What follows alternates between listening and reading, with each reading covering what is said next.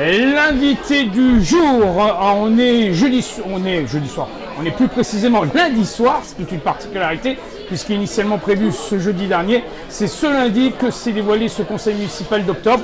Et nous accueillons, à Berlitan bien sûr, et nous accueillons Monsieur le maire accompagné de son adjoint en charge bien sûr des finances. Monsieur le maire, bonsoir. Bonsoir. Bonjour bonsoir, plutôt.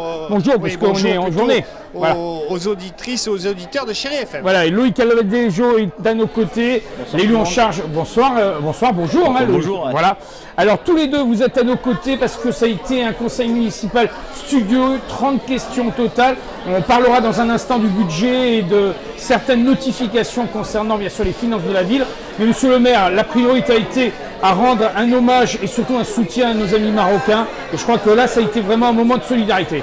Oui, vous n'êtes pas sans savoir que Berlitan a une communauté marocaine importante et au regard de ce qui s'est passé au Maroc et notamment du séisme important avec une magnitude de 6,8 je crois de mémoire, il était nécessaire qu'on apporte un vrai soutien à nos amis marocains et une subvention, un don plutôt de 10 000 € a été alloué pour aider justement ceux qui sont dans la souffrance. Voilà, et en rappelant qu'en soutien, vous étiez, il faut bien le préciser, dimanche dernier à Berlitan aux côtés des organisateurs d'Octobre Rose. Oui, et là aussi, la ville s'est mobilisée. Oui, bien sûr. La Ligue contre le cancer, c'est en plus, l'Octobre Rose, c'est le cancer du sein et c'est une maladie qui touche beaucoup de nos congénères. Et il était utile qu'on fasse une manifestation, une mobilisation sur ce sujet-là. Ça a été un vrai succès et d'ailleurs je vous remercie puisque vous étiez là gratuitement d'après ce que j'ai compris. Donc c'était vraiment très gentil de votre part et voilà. Et donc on a récolté 700 € pour la vente des t-shirts et la ville a fait un don de 2 000 € à la Ligue contre le cancer. Berlitan solidaire, Berlitan aussi actif pour son futur.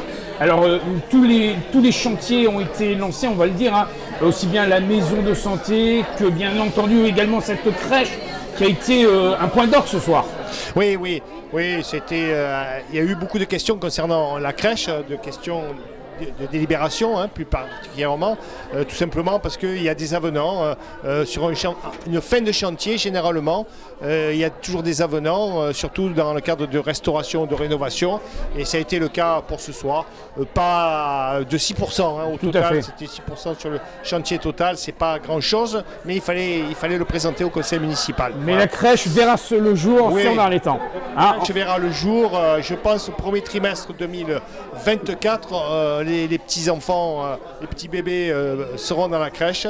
On a parlé aussi de divers projets, notamment de Saint-Estève. Bien sûr. Voilà, divers projets qui sont en cours sur la commune. Voilà, on a aussi parlé de la continuité de ce contrat avec la société qui exploite actuellement la restauration municipale, parce qu'il y a une volonté municipale, c'est de redéfinir localement et plus précisément de remettre au sein de la structure municipale. Oui, actuellement, c'est une structure qui s'appelle la société Scolares, qui exploite la restauration collective pour les enfants et pour les anciens. Et à partir de l'an prochain, c'est-à-dire plus exactement à partir de juillet 2024, la commune reprendra à sa charge la gestion de la restauration municipale. Et donc on a sollicité le conseil municipal pour proroger le contrat qui nous lie avec la société Scolares de 6 mois, de janvier 2024 à juillet 2024. Voilà. On précise bien aussi que tout ça est lié avec le budget de la ville.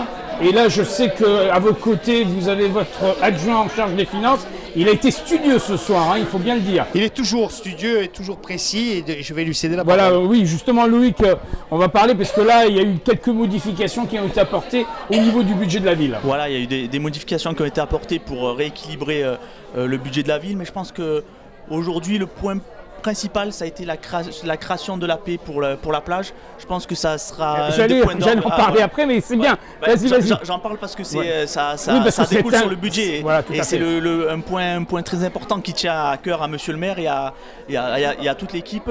On va pouvoir avoir en 2025 se baigner dans une plage en centre-ville, et je pense que ça, c'est l'un des plus beaux projets Je crois que ça cogitait depuis un moment. Hein. Ça cogitait dans la tête de Monsieur le maire depuis un moment.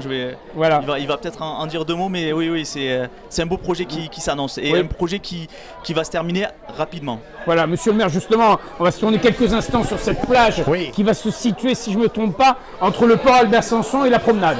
C'est ça, exactement à proximité du port, à côté de l'école de voile, là où il y a actuellement des enrochements. Et tout simplement, on va revenir à ce qui était à l'époque, dans le temps, c'est-à-dire dans les années 40-50, il y avait une plage. Il y en a certains qui ont connu, il y avait une plage avec un dancing et cette plage a été supprimée par des enrochements. Eh bien, on va revenir aux origines. Voilà. Et en précisant qu'en même temps, on a en profil 2024 qui s'annonce avec les Jeux Olympiques, la Grande Halle qui est aussi un lieu privilégié.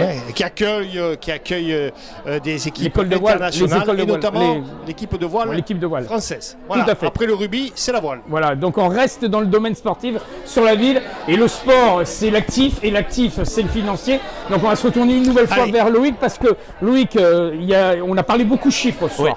On a parlé beaucoup de chiffres, on a révisé les APCP, on a rééquilibré les APCP en fonction de... Est-ce qu'on peut un peu définir, vulgariser un peu le terme APCP? L'APCP, ça permet de mettre en perspective des budgets par projet.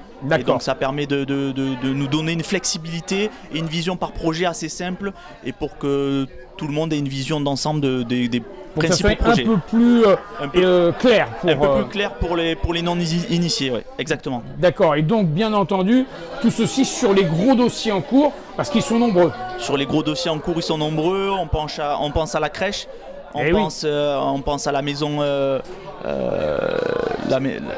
la Saint-Estève, on pense à la grande salle aussi, à la grande salle de spectacle. Voilà, donc on a rééquilibré tout ça et on se met en ordre de bataille pour bien commencer 2024. Voilà, et Monsieur le maire, je crois que la volonté, c'est d'accueillir un peu plus de Berrois, parce que vous l'avez dit, on a des belles structures qui sont largement surdimensionnées.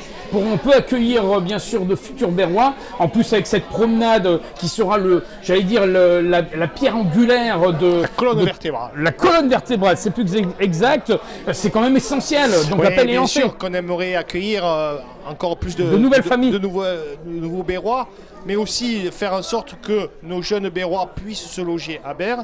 Et bon, malheureusement, on a des vraies contraintes sur la commune, des contraintes liées à Céveso, des contraintes liées à l'inondation et des contraintes liées au bruit qui font qu'il y a peu de terrains constructibles sur la commune. On le regrette et de ce fait, beaucoup de Berrois s'en vont habiter aux alentours parce qu'ils ne trouvent pas leur bonheur à Berre-l'Étang. On fait tout pour essayer, notamment dans le cadre de l'écoquartier, pour faire en sorte que les Berroises et les Berrois, pour les plus jeunes, puissent rester sur notre commune. Et je crois que vous avez parlé du PLUI, voilà, qui sera une particularité. On a présenté les modalités de collaboration avec les autres communes. Voilà, avec les autres communes du PLU. Le PLU qui devient PLUI intercommunal, PLU plan local d'urbanisme intercommunal, donc une collaboration avec les 17 communes de l'Aglopole Provence et une collaboration qui a déjà débuté depuis très longtemps. Et on a décidé de faire un PLU ensemble. C'est une obligation de le faire, de le mutualiser et c'est ce qu'on va faire. Et le PLUI verra le jour en 2027. C'est un peu loin, mais je le regrette. Oui, mais en attendant, il faut le dire, chaque jour apporte sa pierre supplémentaire à l'édification de la ville et tout se fait grâce à la complicité de chaque Berrois et Berroise et au-delà d'une équipe dynamique autour, bien sûr, de l'équipe municipale. Oui, bien sûr. Voilà. C'est bien que vous fassiez un petit hommage à l'équipe municipale. Parce qu'il faut dire qu'ils sont très présents sur le terrain. On a une belle équipe qui s'investit fortement. Loïc, à l'image de Loïc, la jeunesse. Bien sûr, en tête. Voilà.